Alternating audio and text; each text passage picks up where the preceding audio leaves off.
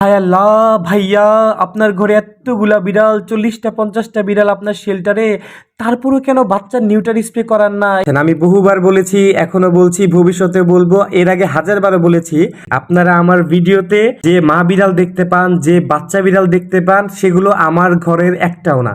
কারণ আমার প্রত্যেকটা বাচ্চা নিউটার স্প্রে করানো। আমি আবারও বলছি, আমার শেল্টারের 50টা বিড়াল থাক, 100টা বিড়াল থাক, হোয়াট এভার, আমার ঘরের, আমার শেল্টারের প্রত্যেকটা বিড়ালের নিউটার স্প্রে করানো। সো আমার ঘরে নতুন বাচ্চা জন্মানোর কোনো সুযোগ নাই। বুঝতে পারছেন ব্যাপারটা?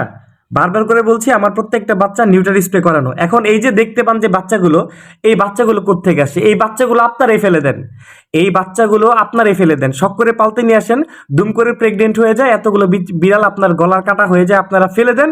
এই বাচ্চাগুলো আমি করে নিয়ে আসছি। কথা ক্লিয়ার? এই যে ভিডিওতে যে বাচ্চাটা দেখতে পাচ্ছেন, এর সামনের একটা হাত ভাঙা, কে যেন এর হাতটা ভেঙে দিছে। এখন এতগুলো বাচ্চা নিয়ে সে রাস্তার, ওপেন রাস্তায় এক চিপার মধ্যে আছে।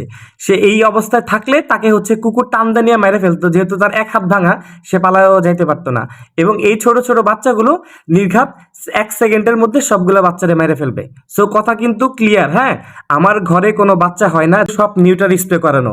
যে বাচ্চাগুলো আপনারা দেখতে পান, যে মা বিড়াল দেখতে পান, সব রাস্তা থেকে টোকানো, আপনারাই ফেলে দেন। কথা কি ক্লিয়ার না ভেজাল আছে?